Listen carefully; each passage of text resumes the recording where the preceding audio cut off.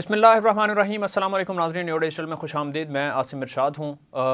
جرم بڑھتا جا رہا ہے، کنٹرول نہیں ہو رہا اور پتہ نہیں کب کنٹرول ہوگا۔ ہم تو روز یہ باتیں کر کر کے تھک جاتے ہیں۔ معاملہ یہ ہے کہ ساہیوال میں موبائل فون پر بات نہ کرنے کے معاملے میں کہ جی یہ لڑکی کو میں نے موبائل فون دیا ہے اور یہ بات نہیں کرتی مجھ سے، زبردستی گھر میں گھسنے کے بعد اس نے لڑکی کو تیزاب پلا دی۔ بظاہر یہ ایک چھوٹی سی خبر ہے کہ جی وہ گھر میں گھسا، لڑکی کو رشتہ بھی مانگا تھا، رشتے سے انکار ہو گیا تھا، فون پر بات نہیں کرتی تھی، 16 سالہ بچی کو جو ہے وہ تیزاب پلا دیا۔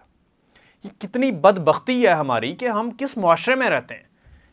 یہ ایسا ایک گھٹن زدہ معاشرہ ہے جہاں پر آپ کھل کے سانس بھی نہیں لے سکتے، جینا تو دور کی بات ہے کہ کسی شخص کو اپنی آزادی سے اپنے جس طرح وہ جینا چاہتا ہے ویسے جینے کی بھی آزادی نہیں ہے۔ اگر کوئی کسی سے بات نہیں کرنا چاہتا تو اس کا رائٹ ہے، وہ کسی سے بات نہیں کرتا۔ اگر کوئی کہیں پر شادی نہیں کرنا چاہتا تو وہ بھی اس کا رائٹ ہے، وہ نہیں کرنا چاہتا۔ لیکن ہمارے ہاں کیا ہے کہ گھٹن زدہ معاشرے میں ہم جاہلوں کے ایک ٹولے کے جیسے معاشرے میں رہتے ہیں جہاں پر ہم اپنی رائے، ہم اپنا سب کچھ کسی دوسرے پر زبردستی مسلط کرتے ہیں۔ ہم چاہتے ہیں کہ جو میں چاہتا ہوں اگلا شخص بھی ویسا ہی چاہے، جو میں چاہتا ہوں اگلا شخص بالکل ویسا ہی چاہے، جو میں کہوں وہ ویسا کرے، اور اگر نہیں کرتا تو پھر میں زور زبردستی کروں گا۔ اور زور زبردستی میں کیا کچھ ہو سکتا ہے اس کا تعین ہم نے کبھی نہیں کیا۔ زور زبردستی میں ہم کس حد تک جا سکتے ہیں اس کا تعین بھی آج تک نہیں ہو سکا۔ ایک لڑکی سے آپ رشتہ مانگتے ہیں، رشتے سے انکار ہوتا ہے، وہ فون پر بات نہیں کرتی، تو آپ زبردستی اس کے گھر گھسیں گے، اس کو زبردستی تیزاب پلا دیں گے اور اس سے اس کی جان بھی جا سکتی ہے۔ حالت تشویشناک ہے۔ DHQ ساہیوال میں داخل ہے۔ کس معاشرے میں رہتے ہیں؟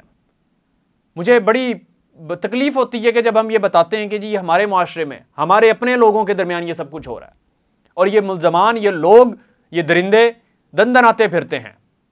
ہم زبردستی، ہم مینٹلی سک لوگ ہیں، اپنی رائے جو ہے، اپنا موقف جو ہے وہ زبردستی کسی پر مسلط کرتے ہیں، کہتے ہیں کہ جی منو اینو، نہیں منو گے تو اسی انج کر دیں گے۔ وہ خدا کا خوف کریں یار، ہر آدمی آزاد ہے، ہر آدمی کو اپنی مرضی سے جینے کا حق حاصل ہے۔ تم کیسے چھین سکتے ہو کسی سے اس کا حق؟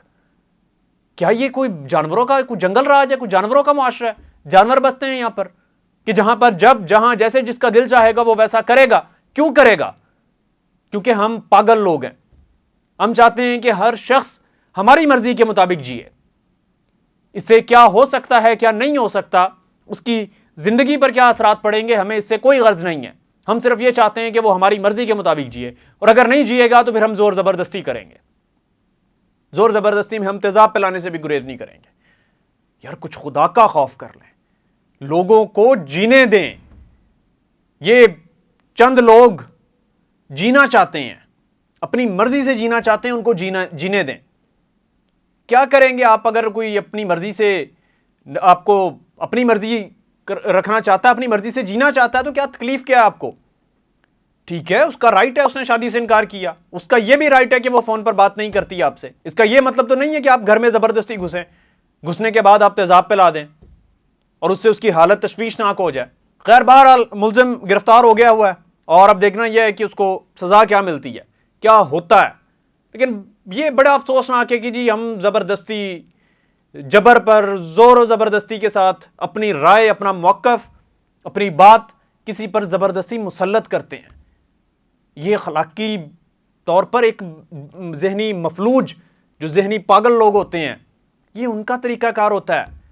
کسی بھی معاشرے میں ایسا نہیں ہوتا، لیکن ہمارے ہاں کیونکہ جنگل راج ہے، جہاں جیسے جس کا دل کرتا ہے وہ ویسے کرتا ہے، اور ہم چاہ کر بھی کچھ نہیں کر پاتے۔ یہ بہرحال بڑا افسوسناک ہے۔